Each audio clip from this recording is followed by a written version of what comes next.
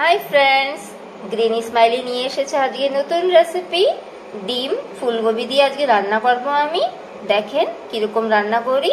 এখন আমি ডিম সেদ্ধ করতে বসিয়ে দিয়েছি, আর ডিমে অল্প পরিমাণে আমি একটু নুন দিয়েছি, তাহলে ডিমটা একটু ভালোভাবে ছাড়িয়ে যাবে। ফুলকপি দিয়ে ডিমের ঝোল করব, তাই আমি গরম জলে ফুলকপিকে একটু ফুটিয়ে নেব।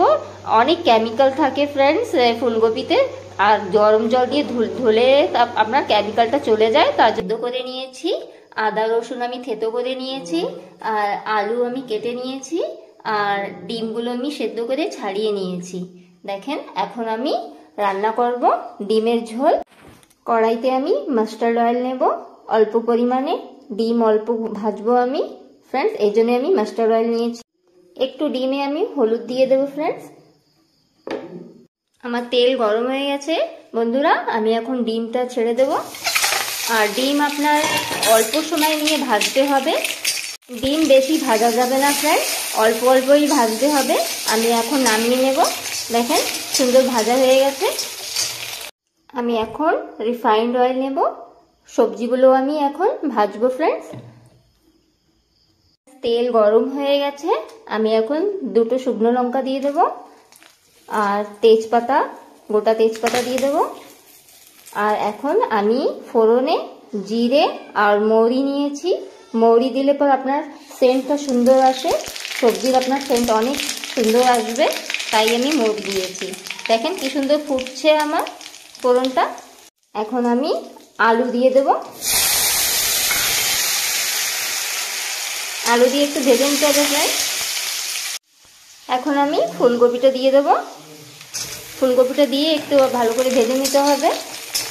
আমি অল্প পরিমাণে আদা আর রসুন থেতে করে নিয়েছিলাম, আমি দিয়ে দেবো এখন। অনুযায়ী আমি একটু নুন দিয়ে দেব, আর একটু হলুদ গুঁড়ি দিয়ে দেবো ফ্রেন্ড। আমি একটু কাশ্মীরি চিলি দেবো ফ্রেন্ড, কালার আসার জন্যে। এই কাশ্মীরি লঙ্কা ঝাল না ফ্রেন্ড, আপনারা ঝাল বেশি কম দিয়ে আপনারা খেতে পারেন। ভালো করে ভেজে নিতে হবে আপনার। দেখেন আমিও সুন্দর করে ভেজে নিচ্ছি, আপনারাও এরকম সুন্দর করে ভেজে নেবেন। ঝালের জন্য আমি 3টে কাঁচা লঙ্কা দিয়ে দিচ্ছি ফ্রেন্ড। বেশিরভাগ বাঙালিদের ঘরে সবাই কাঁচা লঙ্কাই ভালোবাসে, তার জন্য আমিও কাঁচা লঙ্কাই দিয়েছি, আমিও কাঁচা লঙ্কা খেতে ভালোবাসি ফ্রেন্ড। কি সুন্দর ভাজা হয়ে গেছে, এখন আমি জল ঢেলে দেবো। পরিমাণ অনুযায়ী আপনি জল দিয়ে দেবেন। জল দেওয়ার পর আমি একটু ঢেকে দেবো ফ্রেন্ড, সুন্দর সেদ্ধ হয়ে যাবে। 10 মিনিটের জন্য আমি একটু ঢেকে দিচ্ছি। না উঠিয়ে নিয়েছি, দেখেন আমার ঝোলটা অনেক সুন্দর ফুটে গেছে। এখন আমি ডিমটা দিয়ে দেব। দেখেন কত সুন্দর ডিমটা ভাজা হয়েছে। ডিমটা দিয়ে দেবো আমি।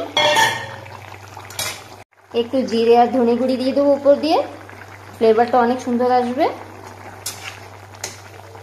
আলুটা আমার সেদ্ধ হয়ে গেছে ফ্রেন্ডস, দেখেন কত সুন্দর সেদ্ধ হয়ে গেছে।